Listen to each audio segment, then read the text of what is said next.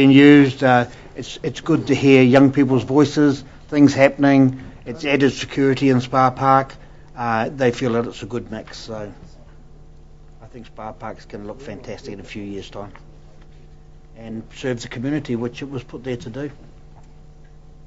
So moving back now to agenda item number 6, Ms. Rawley. Thank you for allowing me to switch the items like that. This is, well, it should really be business as usual. It's the same as last year, isn't it? Yeah, Mooney Holdings Limited have occupied this area before with their trampoline bungee, and they were there last at Queen's Birthday weekend, and I understand that they had the same range of activities then that they want to have in October and December. So it's really just getting your permission for something that's already happened before. Any questions for Ms. Rawley? It's fairly mechanical. There'd been no issues with the mini golf. They were more than okay. No, not that I'm aware of. Okay. They certainly haven't made any complaints to me. I think it's great for town to see the action on the lakefront, so not an issue.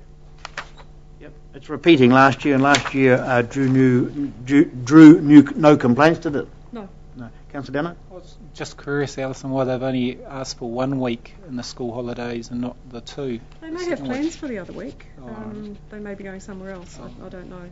That was all they wanted. Okay, anything further? Nothing? Moved. Moved. Councillor Downard, second. Councillor Johnson, all in favour? Aye. Moved. New lease, Taupo Fishing Club on Hickling Park. Ms. Rawley, you'll be handling this as well? Yes, I get all the fun jobs. Yes. Now this is a case of the fishing club came to us and said we want to put a roof over our courtyard area, and what do we need to do to be able to do that? And when I looked into it, I realised that the courtyard area isn't actually part of their lease area, even though they had the courtyard there when the lease was renewed in 2006. So it was very difficult for me to say, well, yes, you can put a roof over the courtyard when they haven't actually got any right to occupy that ground. So this was a good opportunity just to tidy that up, and in looking at or comparing the two plans, I see that the other part of the building has also been extended beyond the lease area at some time in the past. So it's probably quite timely to do this now. So their lease area will be increasing by around about 80 square metres, I think. I think it's about 180, 190 now, and it's going up to about 260.